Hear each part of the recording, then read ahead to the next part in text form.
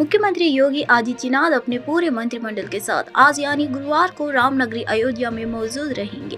11 नवंबर को होने वाले भव्य दीपोत्सव से पहले योगी कैबिनेट आज अयोध्या में बैठक करेगी। मुख्यमंत्री सुबह लगभग 11 बजे रामकथा पार्क पहुंचेंगे। इसके बाद मंत्रिमंडल के सहयोगियों के साथ हनुमानगढ़ी में दर्शन पूजन करेंगे। वहीं से श्री राम जन्मभूमि परिसर का पूजन एवं श्री राम लला विराजमान मंदिर में पूजा आदि करेगी। मुख्यमंत्री योगी लगभग दोपहर 12 बजे अंतर्राष्ट्रीय राम तथा संग्रहालय में मंत्रिमंडल परिषद की बैठक करेंगे। सीएम योगी अयोध्या ने लगभग 4 घंटे के लिए कैबिनेट की बैठक में शामिल होने आ रहे हैं। इसके अलावा मुख्यमंत्री सहित उनके कैबिनेट के मंत्रीगण अयोध्या में होने वाले दीपोत्सव की तैयारियां का भी जायजा लेंगे। बिहार के मुख्यमंत्री नीतीश कुमार ने हाल ही में सदन के अंदर सेक्स ज्ञान पर जो बयान दिया, उसके बाद से राजनीतिक सरगर्मियां बढ़ गई। विपक्षी पार्टियां लगातार नीतीश कुमार पर जुबानी हमले कर रहे हैं। इसी बीच केंद्रीय उड्डयन मंत्री ज्योतिरादित्य सिंधिया की भी प्रतिक्रिया सामने आई है। बीती बुधवार रात को उन्होंने कहा, नीतीश कुमार के इस बयान ने देश के हर व्यक्ति पर कलंक लगा दिया है। दरअसल ज्योतिरादित्य सिंधिया ने कहा कि उन्होंने ये बयान देखा भी नहीं था। उनके किसी ने फोन पर वीडियो दिखाया जिसमें नीतीश कुमार ने सदन के अंदर यह बयान दिया है। इस बात की जितनी निंदा करो वो कम है। ज्योतिरादित्य सिंधिया ने आगे कहा, इस देश में हम मातृशक्ति को देवी की तरह पूजते हैं। इसी मातृशक्ति के बारे में इतने बुरे तरीके से विवरण करना देश के हर व्यक्ति पर कलंक लगाना जैसा है। देश की राजधानी दिल्ली में गुरुवार को भी सुबह के समय धुंध और जहरीली हवा से लोगों को राहत नहीं मिली।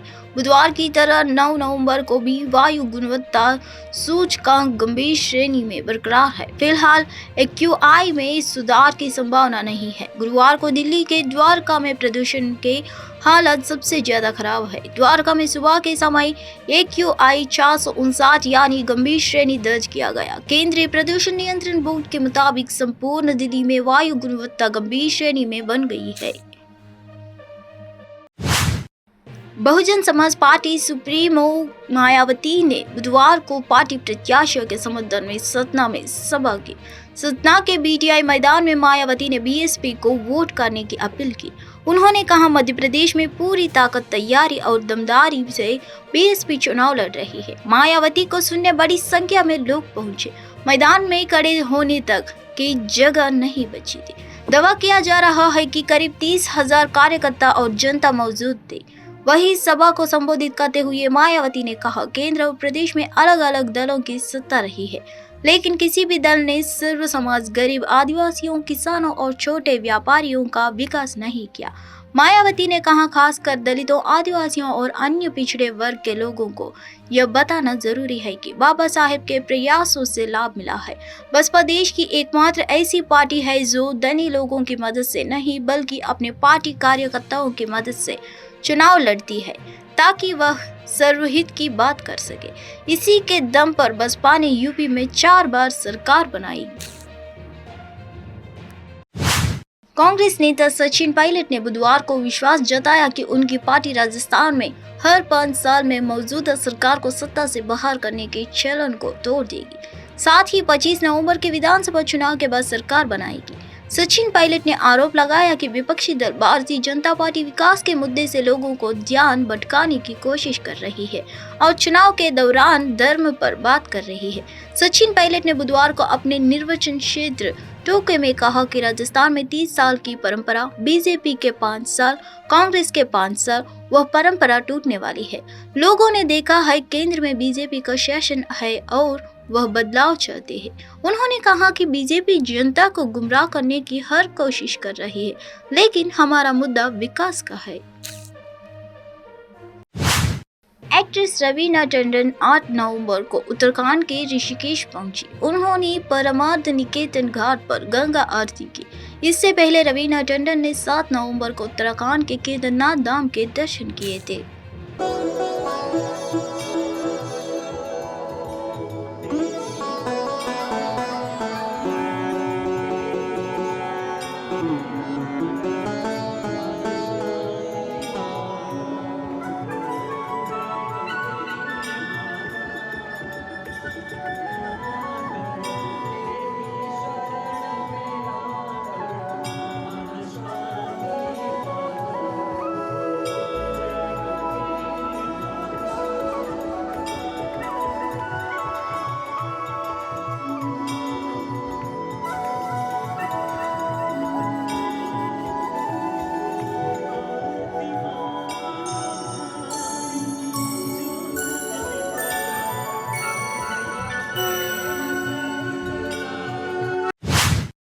नवंबर को दिल्ली के मैदान गढ़ी इलाके में एक टेंट गोदाम में भीषण आग लग गई। आग बुझाने के लिए दमकल की 8 गाड़ियां मौके पर पहुंची। आग पर काबू पा लिया गया और कोई हताहत नहीं हुआ। अधिक विवरण की प्रतीक्षा दी। दिल्ली फायर सर्विस के एडीओ राजेश कुमार शुक्ला ने बताया कि हमें रात 8:10 पर आग लगने की सूचना मिली। टीम तुरंत मौके पर पहुंची। आग पर काबू पा लिया गया। किसी कारणवश रिपोर्ट नहीं की गई। आग बुझाने का ऑपरेशन जारी है। हमें 8:10 पे मिली और जो फर्स्ट टर्नआउट व्हीकल आई उस समय ही जब पहली गाड़ी आई तो उसने फायर को पूरा मतलब पूरे गोडाउन का ब्लेज पाया। देखने से लगता है कि टेंट हाउस का सामान वगैरह कुछ था यहाँ पे। उसी ने आते ही जो फायर की कैटेगरी थी उसको अपग्रेड कर दिया था मेक 4 पे, और अभी तक मेक 4 पे ही हम कंट्रोल किए हुए हैं। अच्छी बात यह है कि इस गोडाउन के चारों तरफ कोई और बिल्डिंग नहीं है जिसमें ये प्रोपेगेट हो फायर, तो फायर कंट्रोल्ड है। लेकिन नहीं, अभी हमारे नॉलेज में तो अभी तक कोई कैजुअलिटी नहीं है। 7 घंटे का वक्त से ऊपर हो चला है, तो क्या 8-10 मिनट इस तरीके से हमने बताया, तो लगता है कि अभी कुछ देर और लग सकती है फायर में? हाँ, फायर अभी काफ़ी देर चलेगी क्योंकि जो टेंट हाउस का जो स्ट्रक्चर है, गोडाउन का जो स्ट्रक्चर है वो अभी रिलायबल नहीं है। इतनी हीट हो चुकी है कि वो कभी भी कहीं से भी बेंड हो सकता है। तो it is total iron structure, तो हीट भी बहुत ज़्यादा है। तो we are just moving step by step. कितने दमकल कर्मी इसमें लगे हैं? अप्रॉक्सीमेटली 60 के करीब हमारे छत्तीसगढ़ विधानसभा चुनाव के प्रथम चरण में 20 विधानसभा सीटों में मतदान संपन्न हो चुका है। खासकर नक्सल प्रभावित बस्तर संभाग की 12 विधानसभा सीटों पर हजारों जवानों की सुरक्षा के साये के बीच चुनाव संपन्न कराया गया है। मतदान के दिन नक्सलियों ने बस्तर संभाग के दंतेवाड़ा, कांकेर, सुकमा, बीजापुर और नारायणपुर में जमकर उत्पात मचाया। मतदान को प्रभावित करने के लिए आईईडी ब्लास्ट करने के साथ नक्सलियों ने जवानों पर फायरिंग भी की। दुर्भाग्यवश सुकमा और बीजापुर में हुए अलग अलग नक्सली वारदातों में से सीआरपीएफ बटालियन के कोबरा के 4 जवान घायल हो गए। वहीं कांकेर इलाके में नक्सलियों की गोली से खेत में काम कर रहा एक किसान भी बुरी तरह से घायल हो गया। मतदान जरूर संपन्न हो चुका है, लेकिन अभी भी मतदान दलों को वापस लाना बस्तर पुलिस के लिए काफी बड़ी चुनौती बनी हुई है। दरअसल जिन इलाकों में पहली बार मतदान हुआ है उन इलाकों के मतदान दल अभी वापस नहीं लौटे हैं। जम्मू कश्मीर के उधमपुर जिले के एक ग्रामीण इलाके में एक लापता लिंक रोड के लंबे समय से प्रतीक्षित निर्माण ने स्थानीय निवासियों को बहुत जरूरी राहत पहुंचाई है, जो वर्ष से लाते मोर, उस्सू और सलमाय पकलाई को जोड़ने वाले एक जीर्ण शीर्ण खंड पर नेविगेट करने की चुनौतियों से जूझ रहे हैं। सड़क की जर्जर हालत ने इसे वाहनों के आवागमन के लिए असुरक्षित बना दिया था, जिससे निवासियों को आसपास के कस्बों और बाजारों तक पहुंचने के लिए कठिन यात्राएं करने के लिए मजबूर होना पड़ा। हालांकि नाबार्ड योजना के तहत भारत सरकार द्वारा वित्त पोषित चल रही निर्माण परियोजना के साथ क्षेत्र के लिए कनेक्टिविटी का एक नया युग क्षितिज पर है। इस परियोजना की अनुमानित लागत 1 करोड़ और 48 लाख है, जो तीव्र गति से आगे बढ़ रही है और 3 महीने के भीतर पूरा होने का उम्मीद है।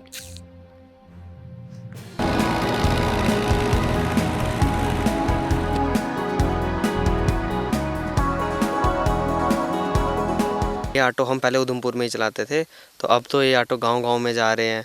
और अभी ये तो सर यहाँ पे नया रास्ता बना है और न्यू रोड का काम चला और यहाँ पे लुक पड़ी और अच्छे से अच्छा काम चल रहा है। तो सर अभी मैं इधर फर्स्ट टाइम ही आया हूँ। आज ही शायद से मुझे लगता है अभी कोई न्यू लुक डली और मैं आज पहली बार आया हूँ। तो गाँव-गाँव में पहुँच जाएगा ना ये रिक्शा। पहले तो सिर्फ सिटी में था, पर अब गाँव-गाँव में आ जाएगा। पहले तो शहरों में ही चलता था, सबसे पहले जम्मू में आया, फिर उधमपुर में आया, अब ये गाँव-गाँव में आएगा। तो सर यहाँ के लोग भी करेंगे। सर पहले तो बहुत ज़्यादा मतलब प्रॉब्लम्स थी, बहुत ज़्यादा। तो अब तो थोड़ा अच्छा है, थोड़ा आने जाने की थोड़ी दिक्कत कम हो गई। और सर सबसे पहले तो सर हमें खुशी है कि हमारा रोज़गार बढ़ जाएगा।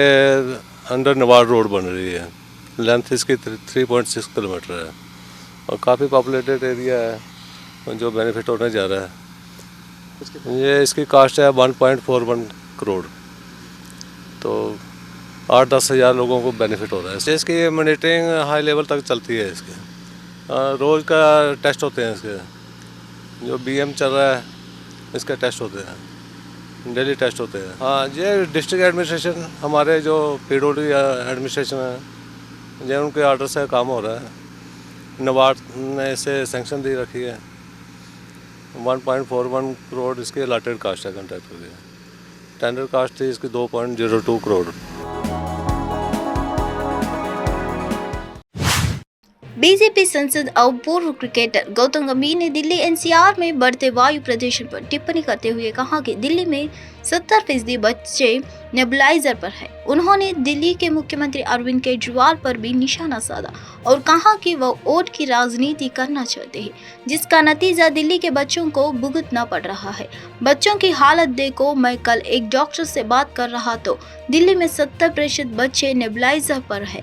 उनकी गलती क्या है? सिर्फ इसलिए कि एक आदमी वोट बैंक की राजनीति करना चाहता है और बेवकूफ बनाना चाहता है। दिल्ली के बच्चों को इसका खामियाजा भुगताना पड़ेगा, गौतम गंभीर ने यह कहा है। जब तक आप इंफ्रास्ट्रक्चर पे पैसा खर्च नहीं करेंगे, जब तक आप पब्लिक ट्रांसपोर्ट पे पैसा खर्च नहीं करेंगे, जब तक आप बाकी चीज़ों पे डस्ट पोल्यूशन पे नहीं करेंगे पैसा खर्च, जब तक आप वैक्यूम क्लीनर्स नहीं लेके आएंगे, तब तक इस दिल्ली का कुछ नहीं होना। अब देखिए बच्चों की क्या हालत है। कल मेरी डॉक्टर से बात हो रही थी, 70% बच्चे दिल्ली के नेबुलाइजर पे हैं। क्या उन छोटे बच्चों की उनकी क्या गलती है? क्योंकि एक व्यक्ति राजनीति करना चाहता है, क्योंकि एक व्यक्ति सिर्फ वोट बैंक की पॉलिटिक्स करना चाहता है, क्योंकि एक व्यक्ति सिर्फ दिल्ली को बेवकूफ बनाना चाहता है और बनाता आ रहा है, उसके चलते उन छोटे बच्चों को सफर करना पड़ रहा है। इस तरीके की राजनीति करना चाहते हैं। ये तो आप सबकी जिम्मेदारी बनती है ना। उन छोटे बच्चों की भी हमारी जिम्मेदारी है, आपकी भी जिम्मेदारी है, मेरी भी है। यहाँ जितने लोग खड़े हुए हैं, 1 रुपया आपने खर्च नहीं किया पोल्यूशन को टैकल करने के लिए। एक नई आपने मशीन नहीं खरीदी, एक नया आपने फ्लाईओवर नहीं बनाया, एक नई बस नहीं खरीदी। तो इसी तरीके से चलती रहेगी, इसी तरीके से दिल्ली बर्बाद होती रहेगी और आप हमसे इंटरव्यू मांगते रहेंगे। हम इसी तरीके से कोई ना कोई आपको बहाना देते रहेंगे या कोई ना कोई कमेंट देते रहेंगे।